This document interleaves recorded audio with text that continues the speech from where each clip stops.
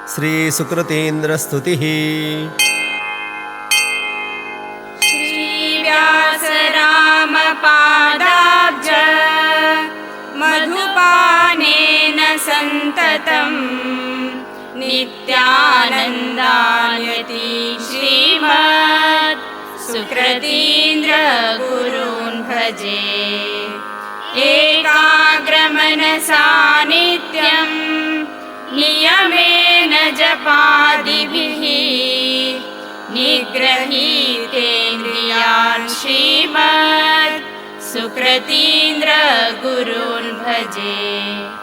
मनसा कर्मणा वाचा न किञ्चिदपि दुष्कृतम् कृतं यैः शुद्धसत्त्वान् तान् सुकृतीन्द्र गुरून् भजे।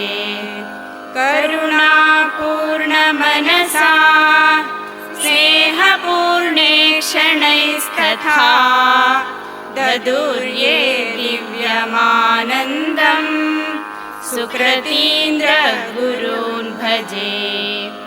लाञ्छनेन विनिर्मुक्तम् पूर्णिमा शशिमण्डलम् यन्मुखे तान् श्रीमत् सुकृतीन्द्र गुरून् भजे। यद्वाणी वेदवाणी वा सत्या भवति सन्ततम् व्यासरामप्रसादेन सुकृतीन्द्र गुरून् भजे। यत्पादपद्मसेवा तु गङ्गापूजा न संशयः श्रीशभक्तिप्रधानत्वात् सुकृतीन्द्र गुरून् भजे। यत्पादमङ्गलस्पर्शः तूलराशिं यथानिलम् निवारयति पापौघम् सुकृतीन्द्र गुरून् भजे। दर्शनेनैव भक्तानां जन्मजन्मार्जितं मलम् नाशयेद चिरादेव तान् सद्गुरुवरान् भजे। यत्पादपद्मयोऽसक्ताः भक्तभृङ्गा मधुप्रियाः भक्त्या समाश्रयन्ते तान् सुकृतीन्द्र गुरून् भजे।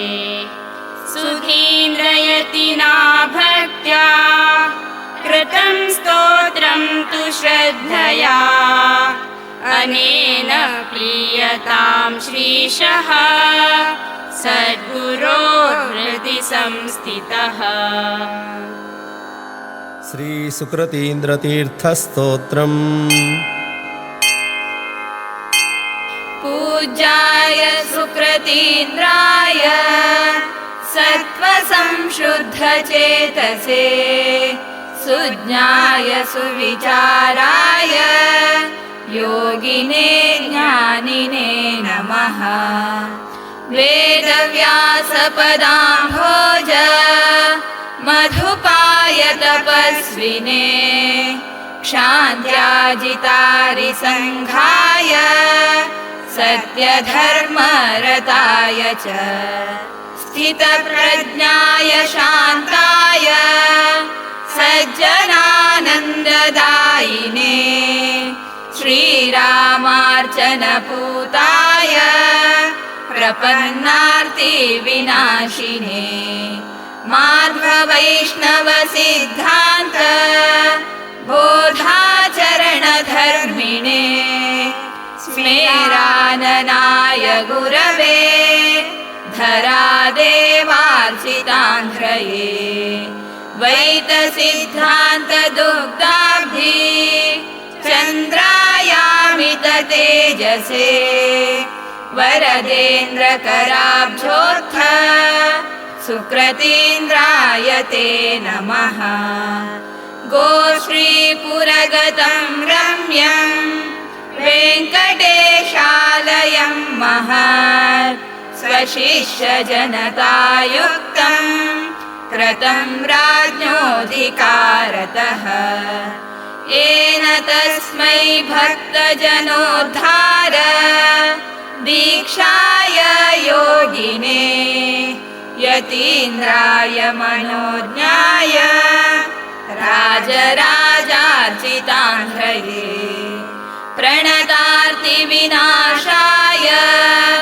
ज्ञानदात्रे गुणाब्धये धर्मनिष्ठाय सुज्ञान निधये गुरवे नमः सुकृतीन्द्रयतीन्द्राणां स्तुतिः सर्वाघनाशिनी निर्मिता पद्मनाभेन कामितार्थप्रदा शुभा। अथ श्रीसुकृतीन्द्रतीर्थस्तोत्रम्। श्रीसुकृतीन्द्रयतीन्द्रवरेण्यान् सन्नतदुःखनिवारणदीक्षान् शान्तिदयाविनयादिगुणेढ्यान् भक्तियुताः सततं प्रणमामः।